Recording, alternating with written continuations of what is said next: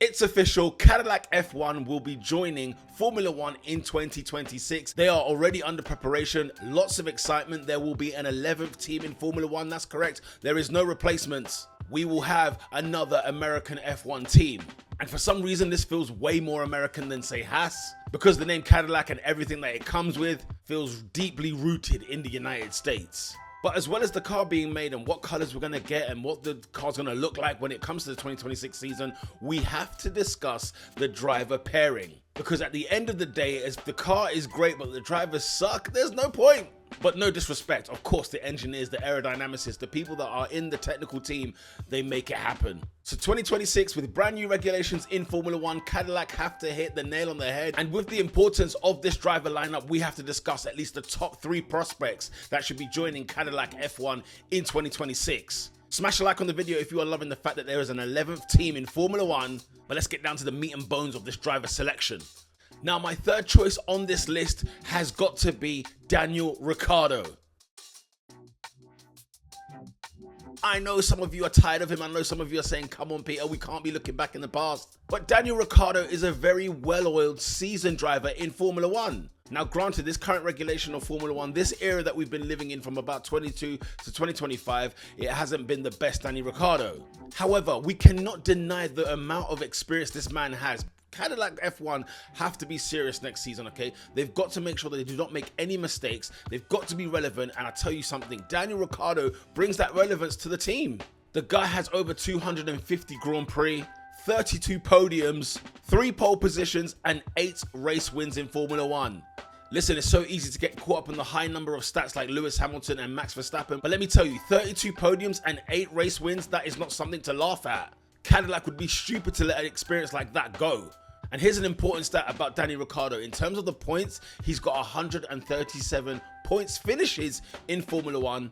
That is an incredible amount of points over the years. Now, granted, he's been in Formula 1 for over a decade, and you're probably asking, well, of course he should be having these Hall of Points. And I know the recency bias might tell you that Daniel Ricciardo is absolutely finished in Formula 1. And whilst that might be a little bit true, I don't know. I just feel like if Cadillac, you're a brand new team in Formula 1, you don't really necessarily have the pick of choices. As they say, beggars can't be choosers. But with over 50% of points finishes in the history of Formula 1 for Daniel Ricciardo, you'd be absolutely ludicrous to not even have a conversation with him. Now, granted, he comes with his flaws, okay?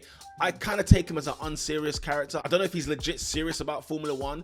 And when he left Red Bull, that should have been telling to a lot of fans. Because everybody says it, and even Christian Horner has come out and said that Daniel Ricciardo ran away from a fight with Max Verstappen. As much as that sounds like funny and hilarious and whatnot, that is damning on someone's reputation. Bear in mind, Daniel Ricciardo was at Red Bull before Max Verstappen, and Daniel Ricciardo was going toe-to-toe with Sebastian Vettel. So a young Max Verstappen comes into the camp and he's absolutely ruffling feathers by his performances and his race wins. And it was clear that Daniel Ricciardo lost a lot of confidence when he had that battle with Max Verstappen. But I point you to his Renault days, okay? This is not somebody who necessarily underachieved at Renault. I think Renault as a whole underachieved. And Daniel Ricciardo was somebody who was meant to join that team and bring that team back to at least the front of the midfield, then challenging for the title. But the reason that didn't happen is not because of Daniel Ricciardo. He was actually quite respectable. In fact, he got a podium finish in that Alpine, which was Renault at the time, to the extent where their own team principal, Cyril Abiteboul, went and got tattoos done. Because even he didn't believe that they would actually get a podium. Unbelievable, by the way. But in that kind of team where it's like sort of midfield-ish, he can actually still be half decent. With McLaren, it was a bit of everything. Okay, the car definitely wasn't right, but it was a team that was again looking to progress towards the front of the grid, and Lando Norris was just doing far better than Daniel Ricciardo ever did. And then when Oscar Piastri jumped in, the rest is history. And that just might be for the fact that Daniel Ricciardo, a much more seasoned driver, a little bit older, maybe jumping into these kind of new regulations, wasn't quite with it. Some regulations just fit certain drivers and some others don't.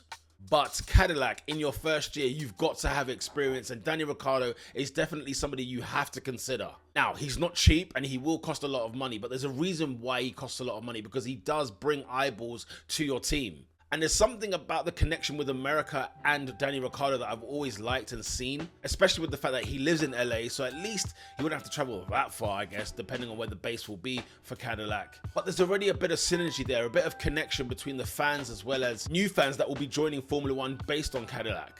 Daniel Ricciardo for me is a very solid option, and I think they've got to consider it. Now, maybe statistically you weren't that impressed with Daniel Ricciardo, but let me bring you my second choice. and it has to be Valtteri Bottas. Now, that's only because of the last couple of months at the end of the 2024 season. Now, Valtteri Bottas left Mercedes and went to Alfa Romeo at the time, and it seemed like something may have been a bit of potential, but then I started to see Valtteri Bottas sort of fading into the distance. A little bit how Danny Ricciardo was at Racing Bulls. But it seemed to me, just like Kimi Raikkonen when he went to Alfa Romeo, Valtteri Bottas seemed to be following in the same suit, where he didn't seem to be necessarily hungry or bothered anymore. He cared more about, let's just say, his image, the fact that he was opening up, he was very different. All anybody ever talked about Valtteri Bottas was whether it was about his bottom or whether about his new hairstyle or this new version of him. We didn't really get to see or experience anything in the racing, which is, I think, where it's most important if you're a Formula One driver. And the reason I say these last couple of months, because you know what, in quali, Valtteri Bottas actually started improving and impressing in that kick salva. And I was surprised because I thought he was fading away, but I wasn't surprised because this man is more than capable of producing quality results. Similar to Danny Ricciardo, Valtteri Bottas has about 250 races under his belt. He's been on the podium 67 times and he's won 10 Grand Prix. And by the way, he's been on pole position 20 times. And bear this in mind, this was up against Lewis Hamilton in that Mercedes. Listen, people do not give Valtteri Bottas the respect or credit where it's due when it came to being the number 2 driver or at least a teammate of Lewis Hamilton. People will argue, listen, Mercedes was the best car ever. Of course, he was going to be the second best driver on the grid and everything else. But the head-to-head battle between Bottas and Lewis Hamilton, Bottas won a third of those pole positions. That is nothing to laugh at. 20 poles in a Mercedes against Lewis Hamilton. I'm sorry, guys. We have to have a conversation. Valtteri Bottas is worth his weight in gold. I mean, the guy's got more race wins than Danny Ricciardo. And people seem to like Danny Ricciardo way more than they like Valtteri Bottas. Now, that's probably the personality side of things, but we are getting a bit of personality out of Valtteri Bottas. And I'm sorry, when it comes to the racing itself, Cadillac can do no wrong with adding Valtteri Bottas into the camp.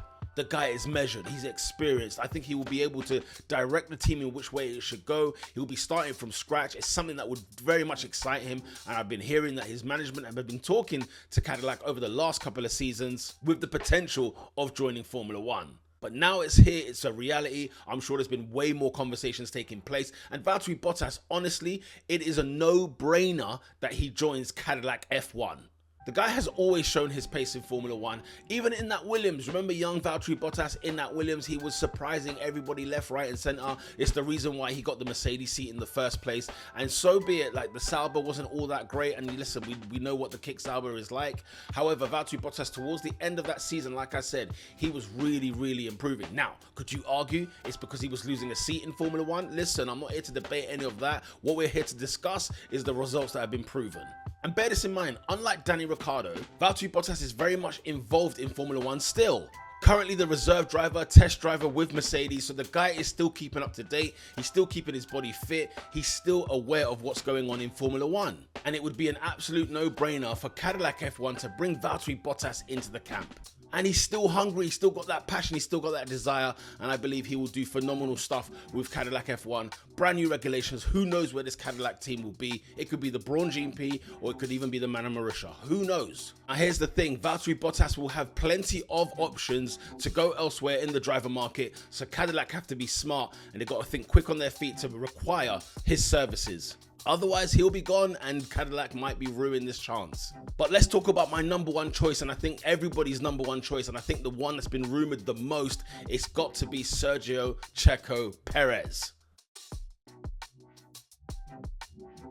Absolutely, Sergio Perez, I mean, there's so much good to talk about this man. The guy has race wins under his belt. He's driven for Red Bull, he's driven for Racing Point, Force India, as well as Sauber back in the day, McLaren as well.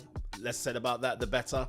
But Sergio Perez is just somebody who is so comfortable in Formula One. Once he's in the right groove, he fits like a glove. And I tell you what, could you imagine the combination of, say, Sergio Perez, Valtteri Bottas combining in Cadillac F1 to design the car from scratch, to talk about what needs to be done? There's brand new regulations with a ton and a wealth of experience in that team. It's going to be absolutely brilliant. Sergio Perez brings a whole heap of money as well. He brings eyeballs. The Mexican Grand Prix still exists to this day because of people like Sergio Perez. And Cadillac would be absolutely stupid to not consider Sergio Perez being one of their Formula One drivers. I just believe in the connection between the two. There's something about like the Mexican-American connection. I don't know why, but Sergio Perez absolutely would be phenomenal in that car. He has got pace. He is very steady. He is reliable as well. And like I said, he's got a wealth of experience that I think you would be stupid to not consider Sergio Perez being in Formula One. And being with Cadillac as well.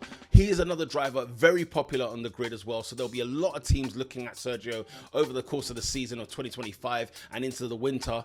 Cadillac have to act fast. They need to require some good, serious season drivers, a man with so much experience, a man with race wins, podiums, and points in various different teams. They've got to think fast. They've got to think sharp. And Sergio Perez for me is a no-brainer. Sergio Perez has 285 Grand Prix under his belt. The Mexican definitely knows how to win, having graced the top step 6 times in Formula One.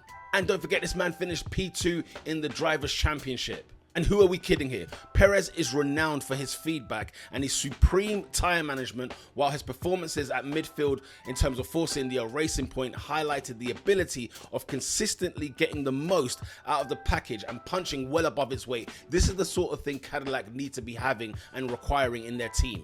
It's actually bizarre and strange how Sergio Perez hasn't got a drive in 2025, and I tell you something right now, it would be a scandal if he does not have a car seat in 2026. Cadillac, get the pen out, sign the contract.